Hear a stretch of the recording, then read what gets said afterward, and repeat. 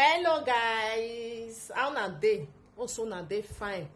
Thank you for always watching my video. Thank you for liking the video and leaving your comments. So this video where I bring on today, Mona be the judge of this issue where I want to talk about. So okay, because it dey happen to many people.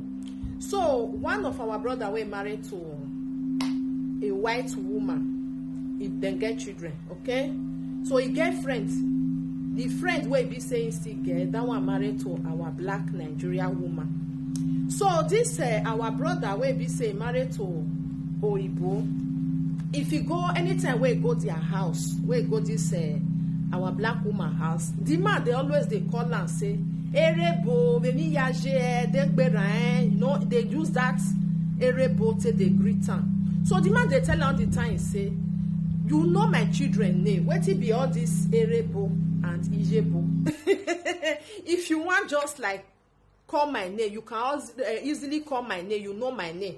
He no like am, okay? Una know say get wetin person like, you get wetin person no like. He no like am, make you dey use Eraibo till they greet am. So now you can tell am say may he no vex.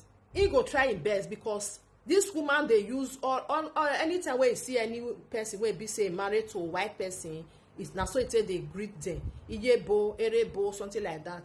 So like this our brother come like he no like am make you dey use am to ram. He look like racist, something like that. Me I just put am like that. Say because he no fit come una house now come say Iyeblack was or he go still tell your husband say Iyeblack, you know something like that. It's like something wey be say no like that they see something wey person like. This woman, anytime when this man go their place, the same thing now you see they tell am say no dey use am, he no like am. Wetin come happen? You see say some of our people they too know their own wetin come happen? So one day, because this woman they always they like maybe they forget or maybe they like now that one go they call you even though say you not like her. You know say some people they like that. Why be say some people maybe they forget. So one day now you come I said they come meet like sometimes they still they go like restaurants to take their children out because now your husband and be friend. So he come like Iyeblack, veni yaje. You know the woman come cut chain. The woman cut chain for her. Say wetin they bring that one? Why you they? I don't understand why you go they call me Iyeblack. And this our brother just say, but for many years now, for many months, na Eraibo, now you they call her. Anytime you know a pikin name wella, a pikin even get Benin name. Why be say you know they call her in name to the pikin or call me by my name? This woman call change for her. Say why you go they call her Iyeblack? The thing now I go say this thing I go bring and come because most of our people they really use that word say Iyeibo or Eraibo. But you will be say you not married to black person. You know they tell them. You know they call them. Understand? You know they call them say Iyeblack. Veni yaje egbera. You know all those things. You know they use them to them. Or if you want to use them, you feel call them by the children name. So I say I'll bring this thing come. Make una talk put. How una see this thing? How it sound? Is it okay to somebody to call you Eraibo or Iyeibo? But you know your pikin name, you know your name, but you know use them. But you go they use Eraibo or Iyeibo for you. But if you use them to them like Iyeblack or Eraibo, then go vex. The thing go like, why you they do that thing? You don't know my pikin name. So that one make una judge am. Then another thing wey be say some of us this thing I just still bring am come. Some of our people, if you call them by their name, they go dey vex. Okay? It go vex like I be your mate. You don't know my pikin name. Why you not call my pikin name to my name? That is Iyosaume say, Iyosaze, Iye merit, all those things. You know something like that. They go vex if you don't call their pikin name to their name. Now part of respect be na just make una be the judge. Because you know, me, I don't take for abroad. Yeah, they see, you know, say when they say travel is a part of education. you know, e still dey make person dey like wise, dey understand many things.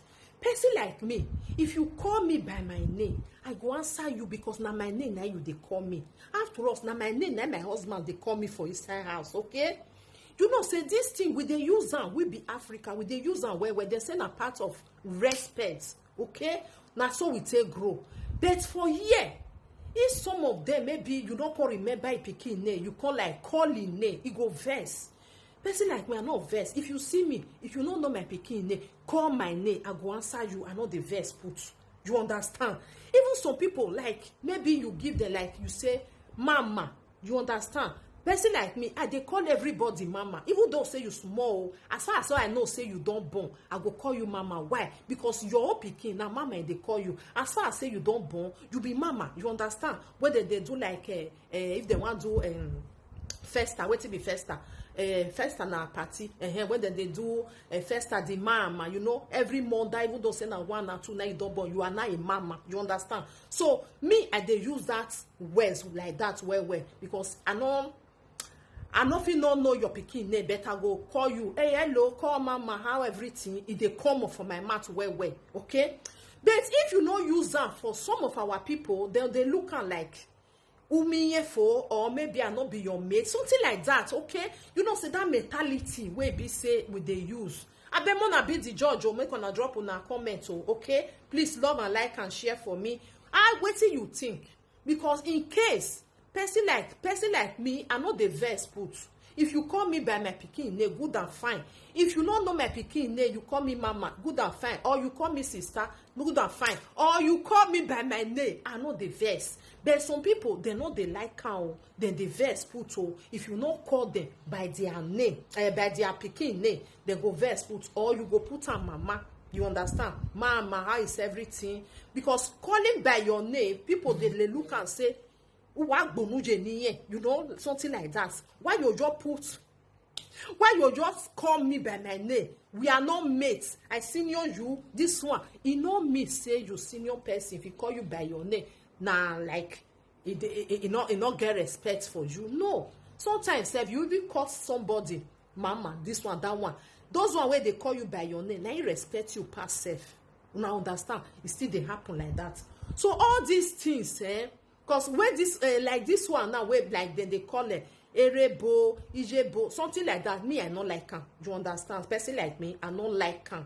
You better call me by my name, because some people they think say if I call you by your name, maybe you vex. No, because now your name where your mama give you. If nobody can they call you that name again, that name go come they like. You can't de tamia something like that. You can't de come on for your brain, you know, something like that, okay? And for this abroad where we did, so now by your name, and then they call you, they not call you your pikin name. Now only we will be say we be black, that's so we take grow. So if they want call you, it will call you by your pikin name, okay, my people. So what it make me they talk this one? So if person call you by your name, it don't mean say maybe it not they respect you. It maybe now the way be say. It just still feel say okay, make I call you by your name. Now your name I don't know your pikin name. Or maybe the person not be that kind of person where still they use mama or something like that, because not be everybody they use mama. Some people they go say call sister, they need you understand? Sister no me say na your sister, or you know me say na respect. It just maybe it won't just give you as would they talk anybody na our sister. But for abroad, for here, everybody not be our sister. If they say they really go look at, you know, and all those things. Even our children sometimes, the thing they made them, they confuse, say, this person where you call brother, sister, now your family, we go say, no, now just because I don't want to call in name, I go call sister. My people, it's not easy, shall. Anyway, my people, please help me to like this video, share this video for me. Leave your comments, waiting you think about it, okay? Whether it really good, all these things where I just talk so. If you want call me by my name, I go answer you. I not go vex put because you don't know my pikin name. Even though say you still know my pikin name and you just feel like you want call me by my name, it's good also. No problem. I not can say on any respect. It doesn't matter. Now the name where they give me, now you call me. Or now the name where I give myself, now you call me. So why I go vex put? So all this Eraibo, Iyeibo, if they talking to our black people, then they vex. You see, that one say Iyeblack, e come dey vex, but you dey call the person Eraibo. Na washa o. Everybody know their own. Una bye bye for now. Help me to love and like and share this video. Leave your comment below. Bye bye.